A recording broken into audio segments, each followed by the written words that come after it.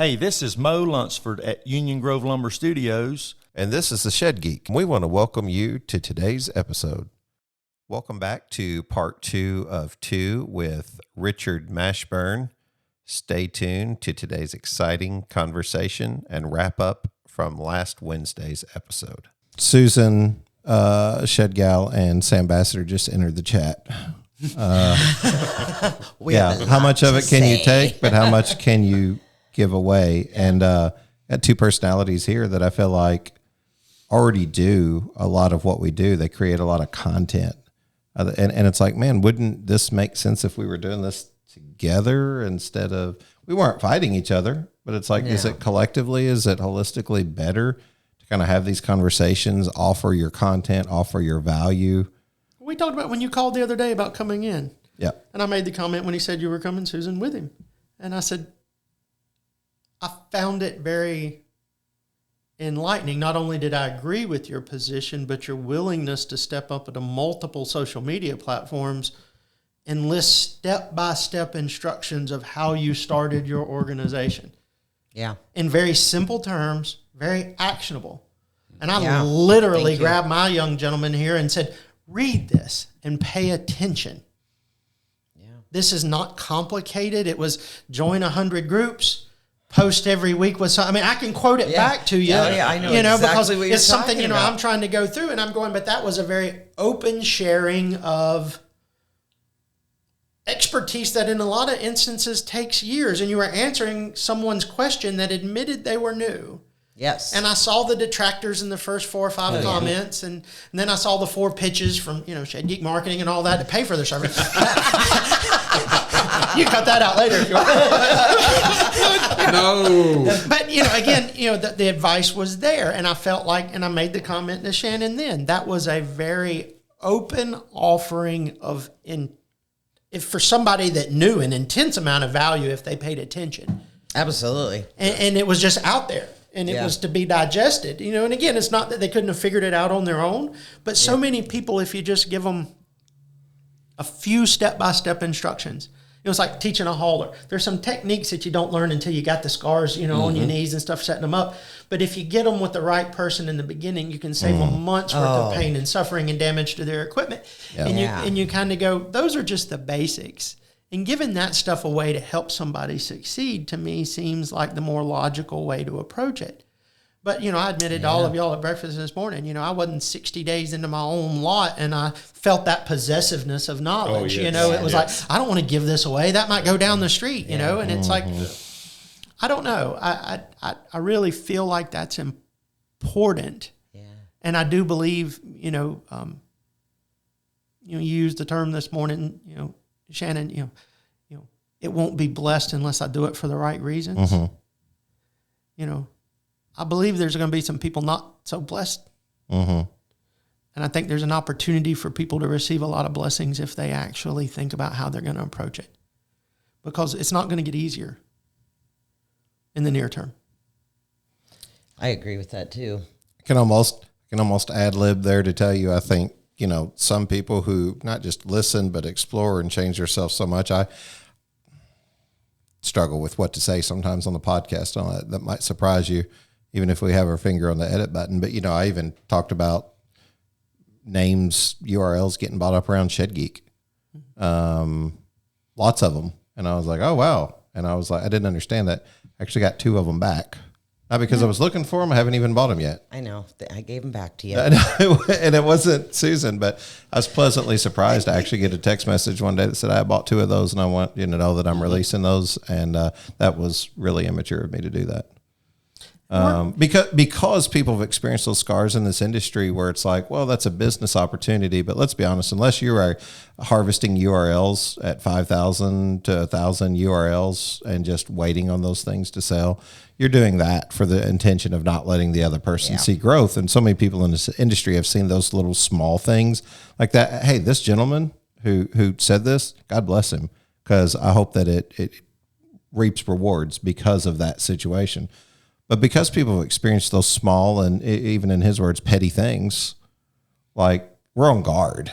And like you said, 60 months in and you're kind of possessive of that information because someone will take it and run with it.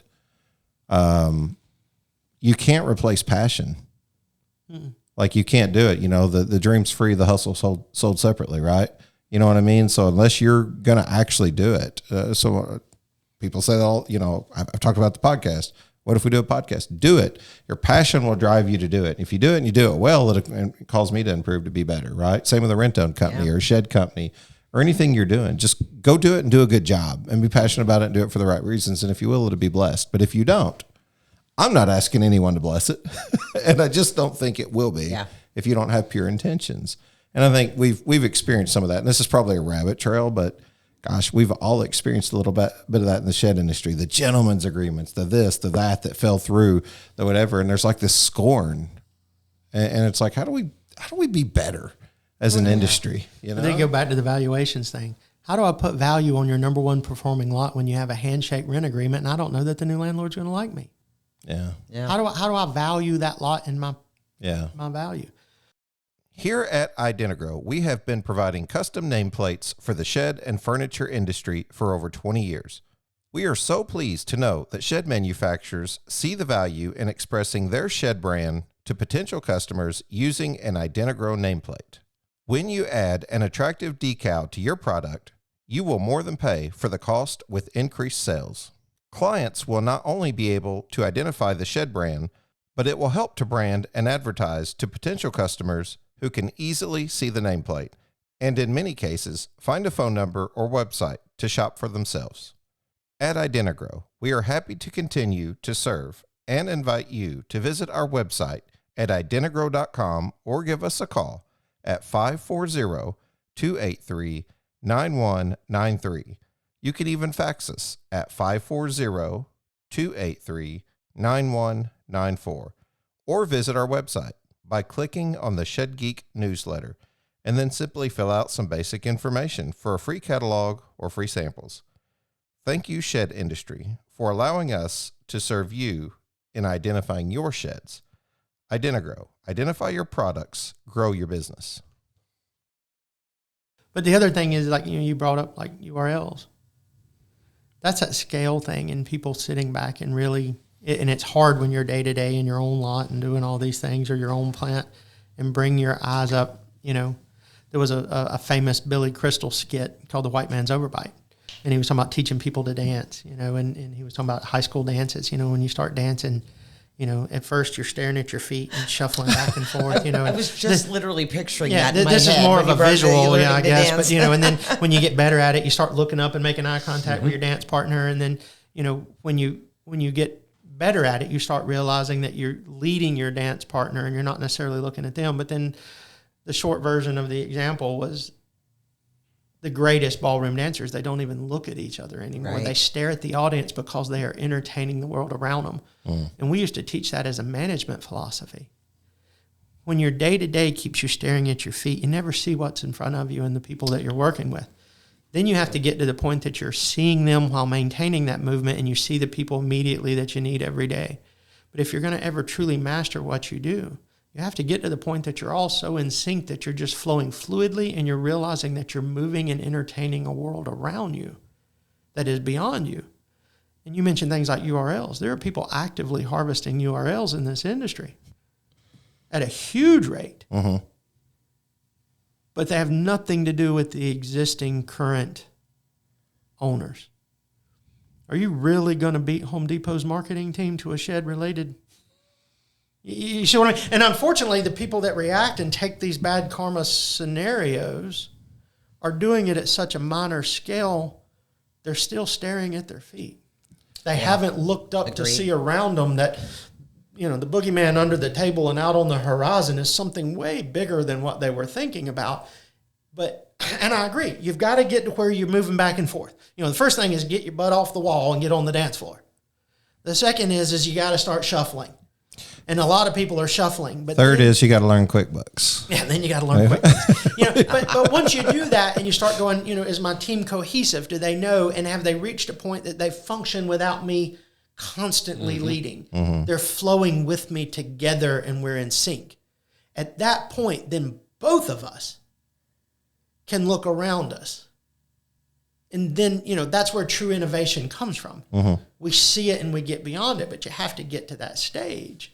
And I think that's the big struggle. The day-to-day is still so difficult in the industry because of systems that are incohesive and education and knowledge that is readily available. Let's face it, we don't really have a institute or an organization. We don't have a publicly traded. We don't have a trade association or any of those things. And I'm not necessarily condoning. I know it gets talked about at every major gathering of any type, but it's like, where do we finally get to the point that we can get beyond staring at our feet or just trying to better the peoples that we're dancing with, to where we can focus on what's truly out there? Because I think there are things in the environment right now we need to be prepared to deal with. And that's where, like, how do I help Sam and Susan's new entity where it still benefits me? Because in the end, we're going to be competing with somebody that has robotic assembly systems, can undercut my pricing by 20% in a national distribution chain, and marketing firms out the wazoo that I would fire most of them because they're not really doing what they say. And that's my advantage. I believe in what I do. I have passion about it, and I'm going to own my local market. And that's the strength I have to build now while it's still effective. You're speaking my language. Two key things in there: passion and local market. Yes. I don't care how big Home Depot gets. I don't care. And, I actually found out through this very rabbit trail one night how much bigger Home Depot is than Lowe's. That blew me away. I had no idea that Home Depot was, first of all, even larger than Lowe's. Everywhere I've ever lived, Lowe's is bigger. And it's, you're talking 4-to-1 almost. I had no idea until right now. I was like, and they own all their real estate. Yeah, and they own all their real estate. Lowe's doesn't even own all theirs. That intense focus on customer service, rolling out the plans that they did a couple of years ago. Yeah. And it is noticeable. Now we've got... The shed volume is skewed even more than the distribution volume. Yeah. So, but my point is, I can beat them locally. I want to talk about that almost, but since it's publicly traded, I think I can. I heard somewhere in the neighborhood of 40 billion to like 100 and something billion total sales. Yeah, Thank you. Yeah, like pretty amazing. But that's publicly traded, so I know. I'm just keeping myself out of the courtrooms here. But what I'm saying is, you can through your brand, your service, your local presence, especially if you're a local boy and you hire local guys, you can still take on corporate America and win. I think Ace Hardware is a decent comparison in the example we're talking about. Yeah, it's is. Still local ownership, community-based. They maintain part of the name. White Jones right here. Sam and I grew up in the same neighborhoods basically without knowing each other, and it's like White Jones Hardware was just you could say White Jones and we already know where you're going. Yeah, and now they're all Ace Hardwares, but they didn't go away, and they struggled for a long time and almost went under, with the big boxes, but now they've had this resurgent where Ace comes in and provides product purchasing, national materials, stuff like that, but they maintain the local flavor and feel. Yes. And that's an important thing. And I think that still allows for competitiveness. I do think, though, there has to be somebody with resources helping fix some of the mundane day-to-day problems for people. Yep. And I think that's where that kind of collaborative franchise or branding or whatever becomes more of an important nature. I didn't realize now that I say that out loud after y'all's post the other day, I'm playing right into y'all's world. Y'all got me, man. I was like, you fed me a biscuit at breakfast. Now I'm hazed over with carb load. And I'm like, man, I turned into an infomercial for you guys. He latched onto that in a hurry. I'll tell you what, I don't get caught off guard often. That just hit me. I just want to be able to publicly say that at some point we're doing your marketing. That's all I want. Be able. Just so he could be the 31st one he fired? Man, you know what? It's maybe it's worth the risk, right? It would be. I agree. I'm after him. I'm after him pretty hard. So much of it is just, it's the doing of it. And, again, I applaud salespeople. I'm a career salesperson.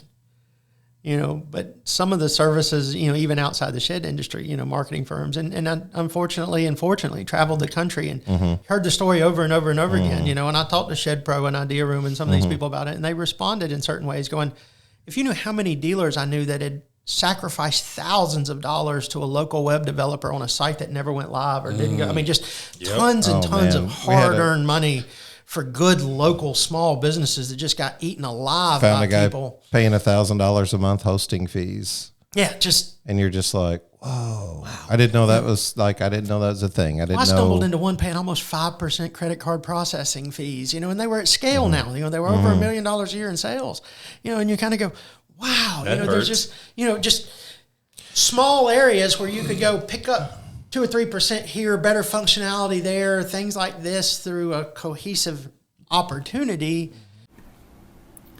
This is James Price of Shed Pro on Faith in Business. We've heard that suffering produces endurance, endurance produces character, character produces hope. One of the greatest examples of this that I've seen is the story of Ernest Shackleton.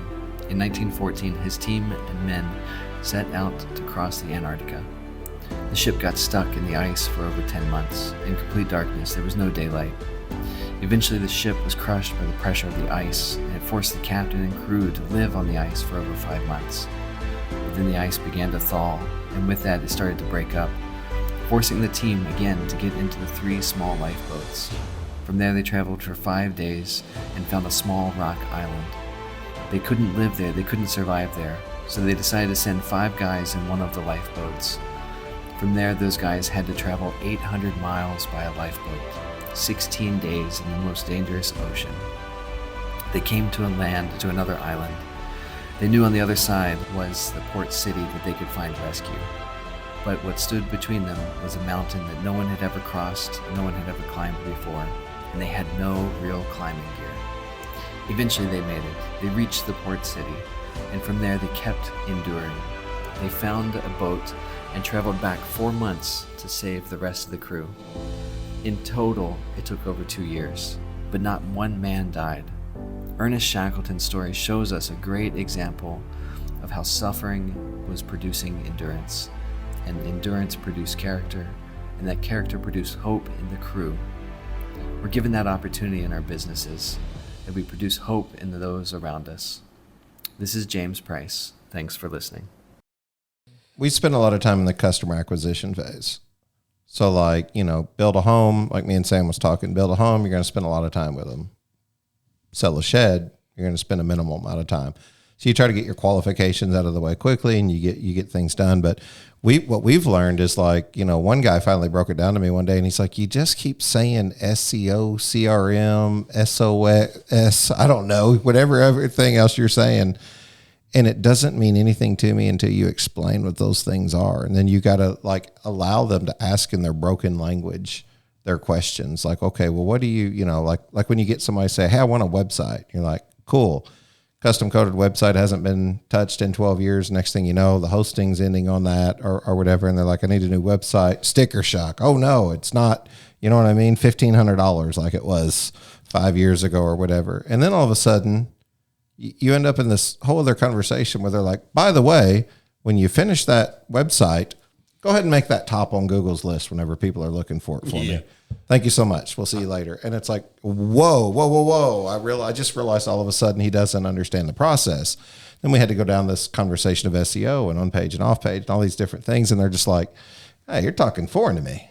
This doesn't even make any sense. I just want you to get it up on top of the list. I'm like, you and 19 million other users want to get on top of that list. That's, for those keywords. That's not, it doesn't work that way. So we just started saying, ask me in your brokenness. It'd be equivalent to me going in Sam's shop and he'd be like, all right, we're going to put this truck together right here. And I'd be like, what do you do with this wire thingy? What's going on here? You know what I mean? I need to be able to ask questions like that instead of Sam being like, don't you know that's the brake line?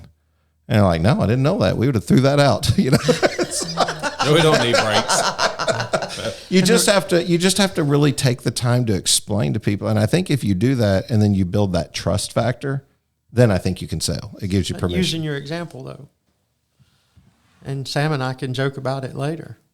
If I pull a Tesla into Sam's shop, that's a foreign thing. Mm-hmm. Mm-hmm. There's some common components, but right now, all of a sudden, I'm running into stuff. I started making phone calls in January and I'm going, what is going on Meta? And they're like, oh, it changed January 1 and everything. I'm like, this makes no sense. And as soon as you learn it, it's going to change again. And I'm like, good Lord, this is just mind-numbing in the pace of, all the desktop QuickBook users got kicked on the QuickBooks Online, and then Online did auto self-categorization. And it's like, what? They just, all of a sudden things quit working the way that they were, and they're changing at a pace. And a lot of us, it's hard to be out there trying to just do the day-to-day and stay, so you do need expert help in certain areas. I don't need to self-diagnose this lump on my knee. I need to get somebody that's a professional to come help me with it. But then there's the cost standpoint. How do I then afford what I'm doing and how I go about it? But I think the rapidness of that change is one of the hardest things. And it may not catch and it may not last, but the one thing we can count on is it will change. It'll change from that to something else to something new. And how do we evolve and do it? Well, it seems like the key, a book I read recently made reference to this, like the key to scalability is the power of delegating and letting go. It's like you're only one person in the day with the same amount of 24 hours that everybody else has to be able to make the best decisions. And it's decisions that takes you from a thousandaire to a millionaire to a billionaire, theoretically, at least in my perspective. So you have to start pulling on other people. You have to start trusting other people to do certain things because you're just not capable to do all of them. You want to have as much control over it as you can, but the key is letting go. And it's always going to get a little farther away. If you play the telephone game, you've seen this. The original picture gets so far away from management by the time it travels through so many different people. But you have to be able to let go to delegate, to be able to scale. So you're going to have to trust people with certain things. But what is the skill? The thing I see is, it's the decision-making process on the partners that you choose. Either you have to have enough technical knowledge, which is like my opening. I'm trying to gain at least functional knowledge of all the systems, and so that when I do start delegating and hiring people, I understand if somebody's actually answering the questions correctly and honestly. Or you have to just be a really dynamic. And I think some of the most unfortunate stories you hear are people that did put that trust in just to the wrong person or entity. And they didn't understand the red flags to look for. And then you get somebody that knows. If I call Sam over to look at my truck and go, man, I hired this great mechanic and I thought he was wonderful. And Sam goes, there's no engine in that truck, right? I was wondering why it wasn't running, Sam. And it's like, for you, it's just so obvious. That's why for me, I didn't know what it needed. That's why we're so protective of the brand, personally. You don't want to give up these things, but at the same time, how do you develop a skill set? I've got a great sales manager here and he's got an expertise in different fields. But if I go let him hire drivers, he doesn't know what he's looking for yet. We're a small enough industry that word travels so quickly. We've been really protective of the brand and like we've turned down jobs or turned away certain work because we're just like, it's not the right fit. Well, because I would say to that, my frustration is why do you see the bad actors resurface over and over and over? Yeah. Again? Because somebody's willing to buy into the story because they don't know. And I think that's one of the things. There is an accountability that you either have to eventually say the market will correct itself and take care of them,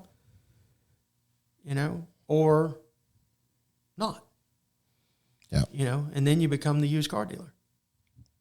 Yeah. Well, we've lived on our brand, so we want to protect it. We want to build it as trust. Sam's lived on a brand.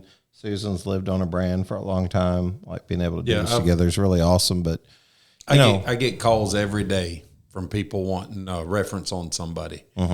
And I don't mean to be rude. I really don't, but I just about will not give a reference on anybody. And I tell them right up front, I'm like, look, this has been my experience. Yeah. But I'm not telling you that you should use this guy or that you should not use this guy. Now, if I have an experience, then I'm happy to share that or whatever. But I've got guys that get mad at me because they're like, well, you didn't really tell me anything. And I'm like, well, I did. Sorry. But it goes back to what the conversation I had with you yesterday. And, man, this guy, the true form of a leader in learning every part of his game, man, my hat's off to him. Because to be willing to put in the dirty work, to understand how all parts of your company work is huge to me. I'm an old Amish boy that works on trucks. but I do my own taxes. And I have since I was 17 Yeah. years old. That doesn't mean I don't trust the CPA. I just know that I have more years and experience in my business than they do. And what works for me works for me. Now, I'm not saying you don't go trust the CPA, but don't go trusting any CPA. I've had guys that came and told me they use the IFTA company to do their IFTA taxes, and they were paying $1,700 a quarter. You know how much you should be paying a quarter? $17 max. You should never pay $100 a quarter on IFTA. Wow. That's just one little small item that, you know, well, I'm a mechanic. I shouldn't even know that. Well, I learned that because I own my own business. You know, I finally did something the other day that I've never done before. I went and got my own LLC done, and I got my own EIN number. I might have actually paid more for my EIN number than I was supposed to, because I might have accidentally used the company, but it still went from $1,100 because they're free to have it done yeah. to $500. Yeah.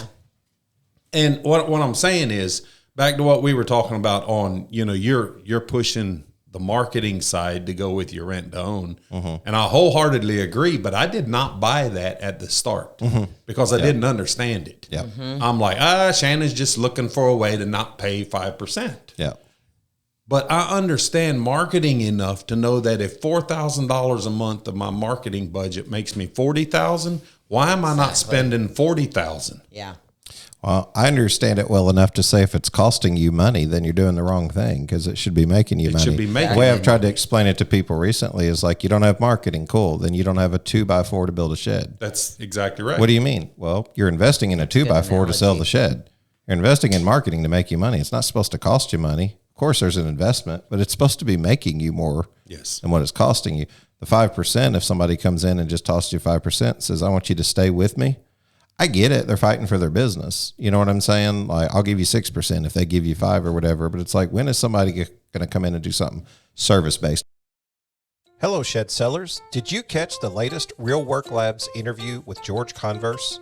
If not, don't miss this value-packed episode. Head to Shed Geeks Podcast YouTube and search Real Work Labs. George and the Real Work Labs crew are riding the wave of Google's latest updates, taking your digital presence to the next level. We're tech artisans crafting your neighborhood brand voice for shed sellers like you to stand out, gain trust, and get found online. Our software will easily capture your work snapshots, videos, weave your craft's story, and get reviews all in one virtual experience. Our innovation goes beyond getting found for your business location, rather getting found for your work locations. Reviews intertwine with their corresponding job sites. When potential customers seek local expertise, you're the proven solution they'll find. It's high time to map your reviews and showcase your beautiful work in a meaningful way that builds trust in customers' neighborhoods. Ready for the journey? Visit shedgeek.realworklabs.com or call George today at 480-787-7575. Real Work Labs, elevating your trust, increasing your conversions, and getting you found where you work in the neighborhoods you serve, one shed at a time. We thought about going with the divisor change, and it was like, we could probably soak up business for a small time, you know, because you'd start getting some regional stuff, and the payments would be so cheap they could sell. Man, the bottom line on that was so bad, and people understood it even less. It was like, we want to save your customer money. That's all it boils down to. But they're like, I don't trust you. Where's the catch? You know, and it's like, no, we're going to make less money in order to do that. Right. Well, that's the $200 guy in the hauler conversation, right? Oh, boy. And you don't want to be the $200 guy, because every RTO guy is going to look at you and be like, inflation, I'll never listen to this podcast again, right? And instead, I'm over here going, come on here and talk about it with me. Instead, you know what I mean? Like, then educate me, or, you know, ministry works both ways. But yeah, we've had to take the time to people to explain it. So we've increased our customer acquisition, and now we're almost doing consultation for free. It's like, are you ready for an hour phone call whenever you want to talk about marketing? Because they just call you up, and to be honest with you, they're not the right customer if they call you up and they're like, I want this, and they start making a lot of demands, and they're not listening. And you're just like, there's 4 or 5 other companies, you know what I mean, that you should call. But if you take the time and be like, okay, explain it. Explain how it works. Explain how the website works. Explain the difference in a GoDaddy site and a Wix site and a WordPress site, and maybe explain the difference in SEO and on page and off page and CRMs and drip campaigns and UTM parameters. And I'm talking out of my head here now because I love to use words like UTM and GA4 and metapixels. But if you said, go install that, I'd be like, Dylan, I need your help. Dylan, He's learned the key word. Where are you at? I've never asked this and I don't know, but the biggest challenge I always had with those type of things is those are all great subjects, but they're not the end of the cycle. And where I found, from my perspective, why I wasn't aggressive with as many marketing firms as I was. At RTO National, we launched project after project after project. We gave websites away. Yep. Built them and gave them. Yep. Wow. We did marketing for people for free. Yep. And we couldn't get them to respond to the leads. We couldn't get them to maintain. Oh, yeah. We've had this We had to do all these conversation. things. You've opened up a whole can of worms there. And in my That's problem, next we week's opened show. up this conversation. Why do I feel like I'd be successful? Is because 4 of the 6 lots down the street I go visit are empty. Yeah. So again, selling someone marketing that doesn't know Whole when can I of get the worms. lead what I'm going to do with it. And I do believe that's the piece of when you think about, the 4 great disciplines of the industry. There's the manufacturer, there's the dealer, there's the hauler, and there's the payments provider. And you kind of go, everything else supports one of those core disciplines.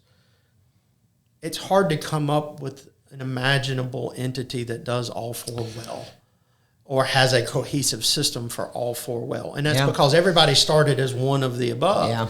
But I still go back to, and I have that same fallacy. I'm a salesperson. But I was talking to a manufacturer yesterday, and they're having this discussion with me. And I'm going, the failure is you're still thinking like a manufacturer. And he goes, well, why is that a problem? I said, it's not a problem, and it's not a bad thing. It's what you do. But if nobody's selling what you're building, there's nothing to build. Yeah. If nobody's selling what you're building, there's nothing to haul. If nobody's selling what you're building, there's nothing to do payments on. And so often, and I do see there's an interest in paying for marketing and getting better websites and having a 3D configurator and learning social media and doing those things, but there's still a lack of commitment to following through with the basics. You got to be there. You got to answer the lead.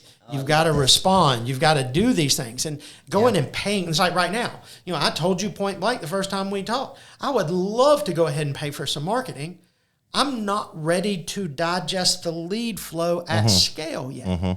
My couple $1,000s a month I'm spending right now is selling what we're able to run through the system today while I'm learning. Everybody's learning. We've had that situation a couple times where people just aren't even ready because they're like, we can't build them fast enough, so we don't need to sell them right now. We're already seeing success, right?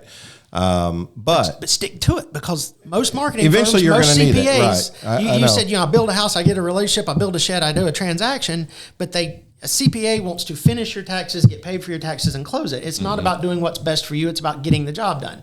A marketing firm wants to draw your dollars, drive the leads, and they don't care if you're particularly successful with them or not, as long as you keep paying the contract. We've taken the approach to be on that consultative side on the other that. And with, this was the reason why I came up with the original idea for Shed University and then stepped away from it. And sounds like maybe I'm stepping back into it to organize that for year 2 and just take it to a whole new level. I don't know yet. I'm still processing that decision, but we wanted to create something on the sales side that made people responsive to the marketing side, because even, you're right, most companies will say, call me up, what do you need? You need 100 leads, here's your budget, let's do this, blah, blah, blah. But then they're not over here focusing on are you calling that customer? How many times are you calling? What's your follow-up process look like? Explain to me your sales process. What's your sales methodology? What's your philosophy? What are all these questions? Most are like, I'm marketing. See, when you're a small company, like a mom and pop, sales and marketing, they blend. Yeah. They blend so much that it's not like companies like RTO National or other organizations like maybe a Graceland that's large enough to be able to separate those, or Old Hickory or something. When you're Summit, my buddy Irvin Stutzman over in Farmington, Missouri, he's like, man, I do what Richard said. I take care of QuickBooks. I take care of the trash. I'm the sales. I'm the marketing. I'm the repair guy. I happen to be all of these, as I'm scaling my business up. And now he's invested in marketing, doing a great job. Things are, he's doubling in size. That's great. But not everybody has that. And we've had to take the time whenever we're like, you got 180 leads on this cost per click or whatever. And they're like, yeah, but we're not seeing any results. And it's like, call one of them. And they call one of them and they go, didn't answer. Yeah. And I'm like, that's it? Like you're done? Like, that's it? And they were like, yeah, they didn't answer, so they're probably not interested. I said, what time is it? Dylan's really good at this. I love hearing him discuss it. But he's like, well, it's 2:00. And he's like, what are you doing? He's like, what do you mean? Where are you at? I'm at work. Think they might be working? Yeah. You Well, I consider, hope so. consider texting them. You can say, you know what I mean? Where's your follow-up process after that? They're like, you got me a lead. This is junk. You know what I mean? This guy didn't buy. And I'm like, whoa. We got you a lead. We didn't get you a sale. Those are two different things. Yeah. And like you said, there's a response on the other side of that is you have to take as a business. Now, I'll go there with you on a consultation level, but maybe I'll charge you for that information, right? Or maybe I'll hook you up with a person who can do creative sales coaching, and you can take those leads and do that. But I mean, if essentially what your marketing company is responsible for is like making the sale, then I'm not your marketing company anymore. I'm going into business, because if I can accomplish all of that, like I'm just going to do it myself. We're getting you set up for success, but you got to do your part. And some companies do. But the combo unit like that, you have where sales and marketing is one thing. The salesperson, who and how are you training them? yes. Somebody asked me one time, and a good friend of mine still at R2 National, Billy, he ran backyard storage for us a while, and we were out, and he was at an event. You said Billy? Yeah. Yeah, and I love Billy. Billy Yeah. was like, man, you would have lost your mind if you were at this event. And he goes, why? And he goes, because, they were talking about advanced level sales techniques. And he goes, but they skipped all the basics. And he goes, and I'll never forget you coming in the room one time, and one of the early backyard storage salespeople challenged me of, well, this is the basics. And I'm going, because I'm not seeing you demonstrate them. If you want to see advanced techniques, let's go to close with a no and roll to the infinitesimal and dollars a day. I can rattle off, and in the automobile business, you spent years, years being trained specific techniques on how to do different things. And, at a level that you just don't see even in that industry anymore. Yeah. I was like, but the problem is none of that matters until you do a meet and greet, a basic gain common ground, a qualification, and you demo something, either virtually or in person. I said, so me teaching you close with a no is a waste of time until I know you can do that. That's true. Put the processes in place and the business will come. And it flows with it naturally. Yes, and I think that's the one, you get into sales training organizations. I still go, I was at a dealer group meeting one day and they're like, I require my guys to be there 5 hours a week. Wait a minute, what? And that's literally what I did. I thought, you mean 5 hours a day? And he goes, no, they've got to be at the, we got so good at selling virtually during COVID. I was already disappointed at 5 hours a day. And then and it was a week, and I was just flabbergasted that, and again, during COVID, people did learn, because the shed industry was struggling to go automated. Yeah. And it got forced that way, which saved a lot of people that were going to fail otherwise. Electronic signature, online marketing, and all that. Yeah. But then they said, well, I'll always be that way. So as long as they're checking into the lot at least 5 times a week, they were okay to be a sales leader for that facility. And I'm going, wow, that's just not, it's like I'm seeing display lots come back up again. Yeah. And I'm going, with the cost of real estate for most of these places. Now, in some towns, it might be viable. In most places, that's a dead-end street. You've got a phone number on a banner. Backed by popular demand, let's dive deeper into the Zula from Mobino Solar Solutions. This remarkable shed ventilation system, armed with 3 potent fans, not only prevents mold by maintaining optimal moisture levels, but also acts as a shield against indoor allergens, ensuring a clean and healthy workspace. The Zula is more than just ventilation. It's an air quality superhero. Powered by solar panels, it revolutionizes your shed experience, creating an environment where you can breathe easy. Elevate your workspace with Zula, the ultimate solution for improved air quality and circulation. Visit Mobino Solar Solution today and breathe in the freshness. Visit Mobino's site for more on this innovative solar shed ventilation solution and use the Shed Geek 10 for an extra 10% discount. Go now to www.mobinoSolarSolutions.com. Everybody nods. Yeah. Why? I need a phone number to something, Shannon. Where am I going to get that phone number? Shed Geek. Sorry, that's the default answer. Yeah. Well, I mean, but I'm riding down the road, and You're going to get it from Google. Am I I was going to going to write say, the phone number I'm down? going to Google, but I don't know. Everybody goes That's online to 80 get the number. So then I'm going, you invested in this off-site display lot, and you got a big banner with a phone number, yet you don't have a website, you don't have a Facebook landing page, and you don't have any way to contact you. So you Google it, and you find me a quarter mile down the road who's on Google, and you just lost that sale. Yeah. Yep.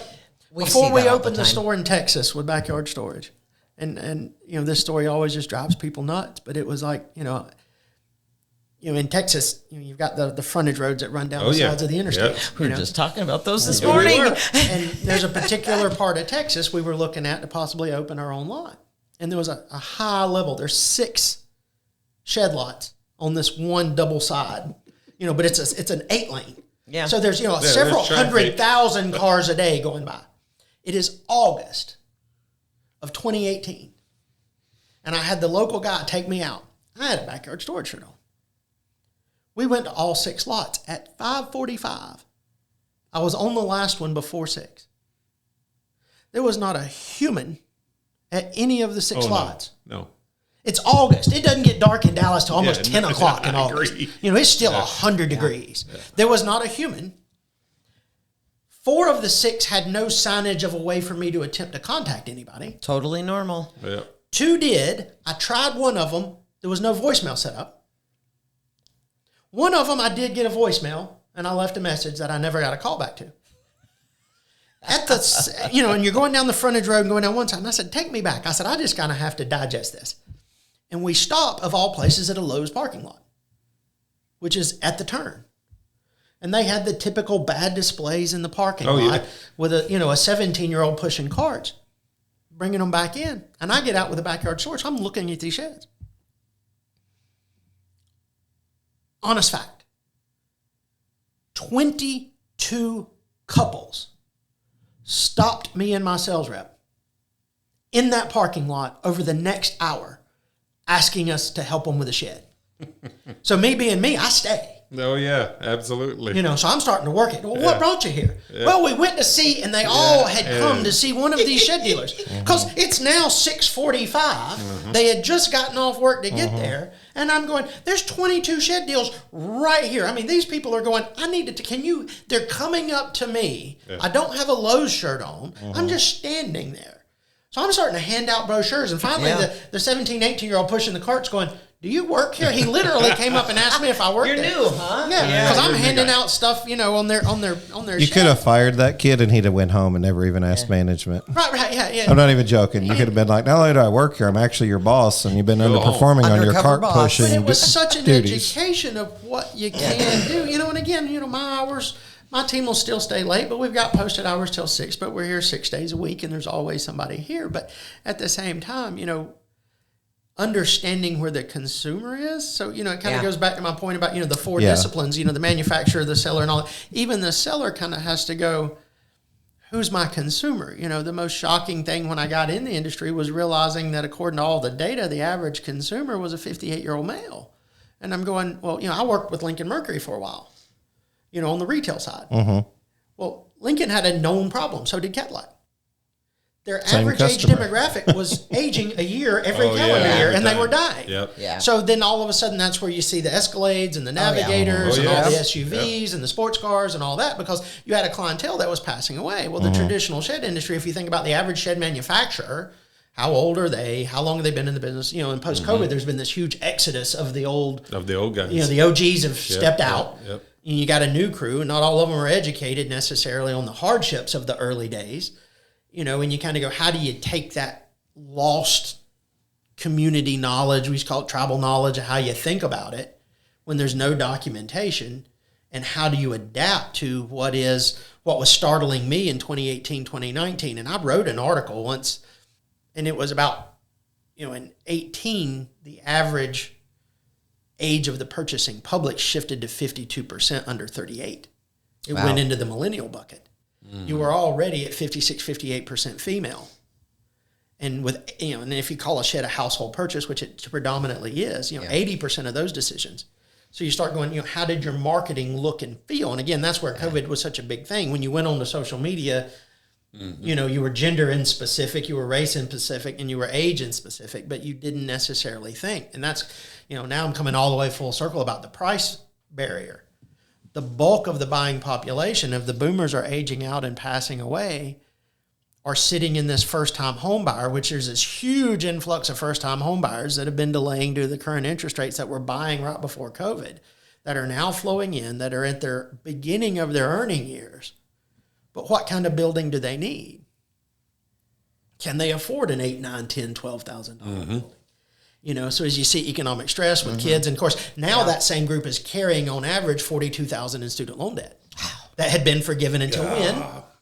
And when did it kick back in? Then they had to start making payments. When did most of our buddies in the industry start saying that their business was slowing down? Yeah. Look at the average age of your consumer, and you start matching all these things up, and there's all these socioeconomic stuff starting to flow together, going, how do I sell to people under 40? Because if I don't figure it out, and if I don't figure out how to cater to women, and if I don't do these things, and I don't mean that to sound sexist, it's just the reality of it. Back when we started at RTO National and I was digging into it, I was looking for these anomalies, and I found one up in central Michigan, and average age of the consumer was like 32. Wow. It didn't look like anything else like the rest of the portfolio.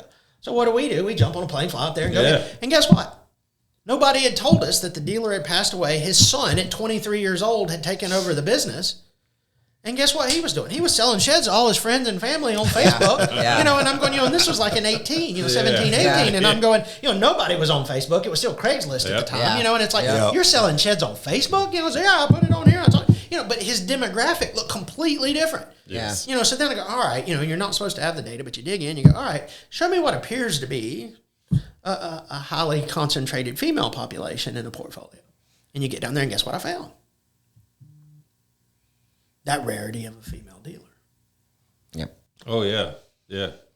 So many she was selling to other women, dealers. and I'll never forget one of my early conversations with a good partner, and and it was the two business partners, and they had, I think at the time, 15, 16 lots in a manufacturing plant, and I was asking them these questions because I'm coming out of auto where we were just honing in on this stuff, and it's like we were testing, here's one that like Wells never wanted to get out was like wind. Women don't go out in the wind. They don't buy. You could watch application volumes track with wind streams, and when the wind got over 10 miles an hour, you would see application drops. Wow, that's just an all intense these kind of focus, things, on outdoor populations. But I'm sitting there going, and I asked them, I was like, well, and again, this is 2017, and you're going, would your wife buy a shed from one of your lots? And his partner goes, I'll answer for him. His wife won't get out of the car at one of our lots. And he goes, because we're heavy rent to own, we put our places here, and I was like, okay. And he had a son, same age as mine at the time, in their mid-20s. And I was like, well, would your son buy shit? And he goes, my son doesn't buy anything he can't find on his phone. And I'm going, so you don't have a website. Your lots aren't welcoming to women. And, it'd be like coming out going, hey, I'd like for half the people that want to come on my lot just not to. Yeah.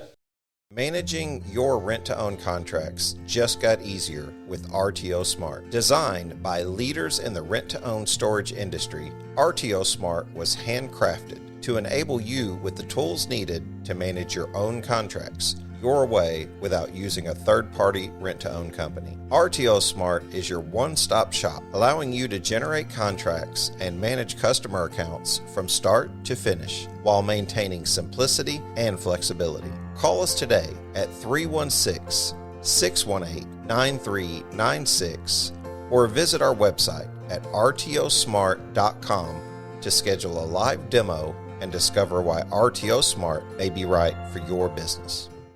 I want to add something here because this has been so high level and so fantastic. And then, of course, that dealer side of me kicks in and what can we help for the dealers that are listening? You went to all those lots in Texas and, had that, went to the big box store and had all those people. Those dealers, hey, man, if you're listening out there, man and women, if you're not at your lot or you're not doing those things, you don't know the sales you're losing. And I'll tell you what, that's more important, I think, than what we are selling. Because, I had someone recently who, hey, right, wrong, or indifferent, I do the question of the week on the shed sales professionals. And the question is, why don't you have signage? Why don't, I don't need to have signage. People know where I am. No, you do not know what you are. You don't know what you don't know. They have no idea of how many customers they're missing by not being there, right?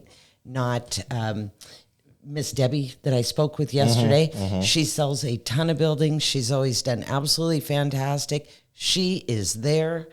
You know, she takes care of business. And so, you know, this high level stuff is absolutely so fantastic. And then, you know, speaking to those dealers out there that are struggling, you have to take a look at your part of why you're struggling, because it's probably not your location. It's probably, you know, it really is what their actions. Would you not agree with that? Oh yeah, that was, and I think other industries have learned it. Yeah. Due to hard knocks. You know, when I was in automobile lending, you know, we had a great client in Charleston, South Carolina, giant Ford store, huge, been around forever. You know, and the father was kind of the cranky old man sitting back there. And as the son was coming up and taking over, you know, that second generation, which we're seeing in the shed business now, second and third generations, he knew everything, you know, and he wanted to do all this high-end marketing and all that. And, you know, he got the general manager on board and they pitched him, and it really became contentious. And the store was struggling. And I'll never forget, I knew the old man well. The old man walked into the meeting, and I was in town that day, and he asked me to come by. And he goes, yeah, I made everybody angry. I was like, what'd you do? And he goes, I walked into the meeting, and I canceled all the advertising. Now, car dealerships in those days were spending hundreds of thousands of dollars a month on advertising. Yeah.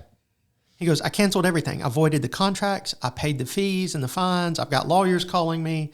And I told them, gentlemen, and at the time they was all gentlemen. He goes, we will not spend another dime in advertising until you can tell me the name and the information of every human that walks on this lot all day, every day, and which one of my management team spoke to them and thanked them for coming here, whether they purchased or not. When you accomplish that, I will give you a budget back, but you will not get a dime until then. That's great. Yeah. And the immediacy of it was horrific. 60 days later, they set a sales record. Yes. 90 days later, they were on fire. You know, they never went back to the TV that they were doing. They cut back their advertising. They started doing direct-to-consumer, handwritten letters, thank you cards. I mean, it changed the entire pro forma. And his son had become, and probably still is, I hadn't followed up with him probably a decade, they went on to be just fabulous. And they went into the luxury stores because they found that, you know, as you want to go high end and you build tiny homes, stuff like that, it became even more important. And they found that those people did it even worse because they assumed it. Yeah. You're talking fundamentals and basics and very rudimentary things that people should be just investing into before you even talk about these higher level things of understanding on page and off page SEO and how to navigate a CRM and which one to use and all these different things. Be there. Let's start there. Be there. Be available. We sold a shed one time. We used to travel together all the time. Yeah. 50% of them weren't there. Yeah. We'd hit empty lots, and it didn't matter. Today. It didn't matter if it was Florida, South Carolina. And now I watch Shed Gal driving around. Yep. She's like, nobody's here. I don't know what brand shed this is, but we did that for years. Yeah. All over the country. Yeah. You know, it's like, how do you set $100,000 worth of inventory out here, and without going and opening the door and looking at maybe a serial number and figuring it out? And there's a company that makes these cool little tags. Yeah. That you can put on your shed. Yeah. You know, I used to get mine made. Put a QR local. code right there on it. Yeah, I used to get mine made locally by my metal. I had a buddy that had a laser machine, and I bought these little metal tags, 3x3s, and we cut the top to where it looked like a roof. And then I had him laser on there, my brand. So at least you could see. Absolutely. That's how I found one of my stolen buildings. I was coming down 24th right out here. And I'm like, there goes one of my sheds because I see my logo on the side of it. Turn around and follow him, and here he had bought it off of Marketplace and took it down to his little self-storage place. And, of course, by the time we get there, the law's there with me. And, you know, I'm like, sorry, you're just going to lose your money here. And he ended up hauling for me for a couple of years.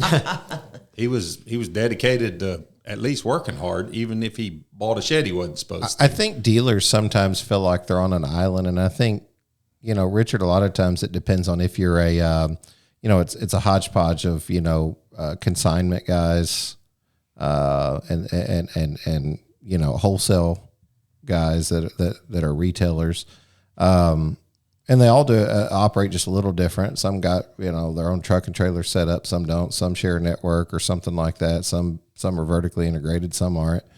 But I think a lot of times the dealer itself, you know, they feel unsupported in education. They feel unsupported in training. Oh boy. I got the books That's thrown at another me episode. whenever I showed up and started selling, you know, metal buildings or sheds or whatever. It's like, hey, here's your binder. Good luck. Hope you turn into one of the 2% for us. Hope you turn into one of the 5% guys for us. And if you're dedicated, you will. And if you're not, the conversation goes something like this when somebody shows up.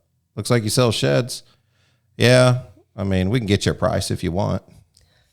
Well, that's the thing, though. And like Sam made a comment, 100,000. Well, now you're a manufacturer. Well, it's not 100,000 per lot anymore.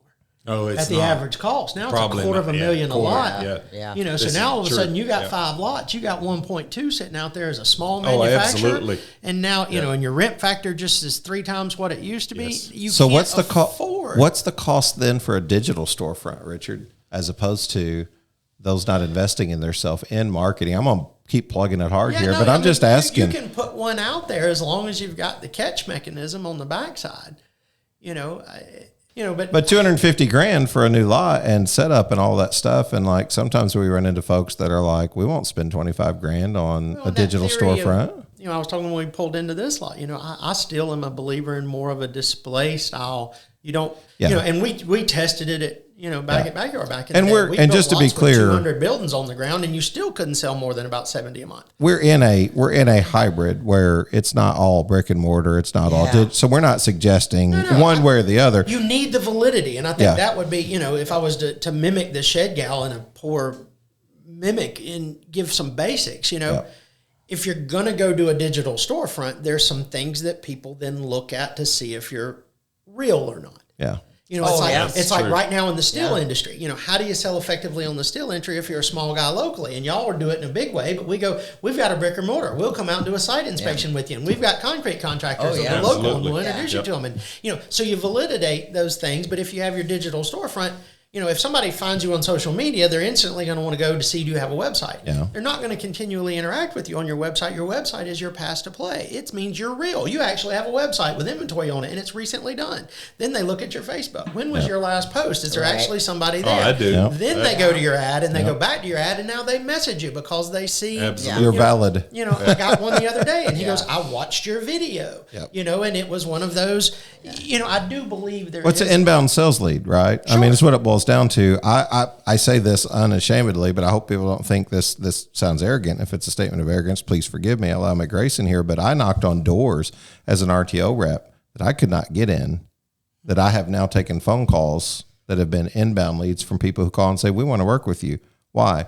Well, I've got to know you. I listen to your podcast. I trust you. I've watched your videos. Yes. And it's like, I was the same guy then. They're like, we didn't know that. You were just another guy knocking on the door. Right. Yeah.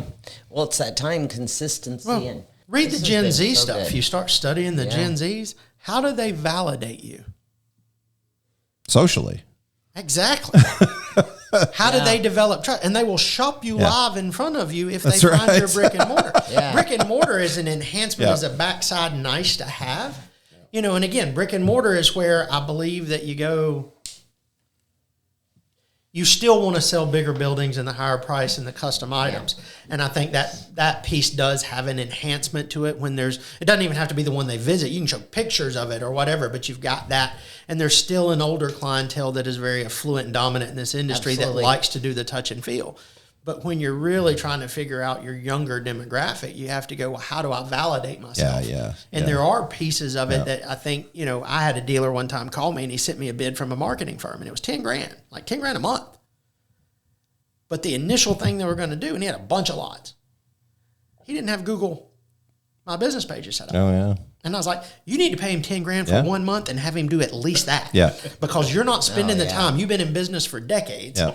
And go ahead and pay somebody to do it for you. Because right now, you're not on Google. You haven't claimed your Google My Business. Thanks for putting all that free information out, Richard. yeah. I'm just kidding. But I mean, if you can't get to it, it is that important. And I think to your plug point, if you can't get to it and you're already an existing business, you're going to have to pay somebody you trust. It's the same thing we say with running Google ads or Meta ads. We're like, you can do this yourself. And they're like, we can. And I'm like, you can, but maybe you'll waste more money doing it. What you're essentially doing, you're paying us to spend your money. And they're like, why would I do that? Because we're going to spend it the right way without wasting it. Yeah. That's what our more skill is. efficiently. And then if we're not doing a good job at that, you're going to know that. But could you imagine throwing away $1,000 a month running ads trying to figure it out? Whenever you can pay You don't have somebody the infrastructure. to spend It's that money I the love right way. templated websites. Yeah. You know, they're quick, they're easy. You can throw them up. You can put a transaction on the back, and it validates your social. We are, as much as I'd love to keep going, these guys have a meeting today. Yeah, we do. And I've got I to don't let wanna them miss go it. because I just want to keep chatting with you. We could do, but this will be a two-parter. We can easy leave you here and days. come back and pick you up. Let's wrap it up. Let's get out of here. Richard's got stuff to do too, I know, but appreciate you coming back as a second. I'd love to have this regular conversation with you as much as you'd be Anytime. willing to have it. You're a wealth of knowledge. You are a trusted resource. I don't know what you're going to do in the future, but man, if you ever get into consultation, I'll say this on the air. I don't like working for people. I don't make a good employee. Sam might know something about that. We just don't work that way, right? But I've said it before and I'll say it again. Richard's the only guy I would pay to be my boss. Like, I swear I could work for that guy and have no problem. I'd be, when he speaks, I listen, and appreciate your dedication to the industry for sure. Yes. It's humbling to do some of the things you do, but it's very quality time spent going out, because like you say, Richard's got things to do. I've got toilets to clean and garbage to take out. QuickBooks. But so is Shed. But no, I genuinely appreciate it. I enjoy the time. I'm super excited for Susan and Sam and seeing these interactions. I've been a big believer in just, if you're out there and you can do it, and it is nice to see the willingness to share differences in ideas and opinions, and talk about them and see ways. And it's just a conversation. Yes. Nobody should take anything away from it other than we had conversation. Iron sharpens iron. Well, if we just can't communicate, I don't know what we're doing. So we're going to keep pushing. Yeah, if I can't communicate, I'm just going home and turning the sign over. Well, we'll let you go. Appreciate you being here. Thanks for Wishing being you here. lots and Thank lots you. of success. Thank You're awesome. I always enjoy the conversation. Thank you.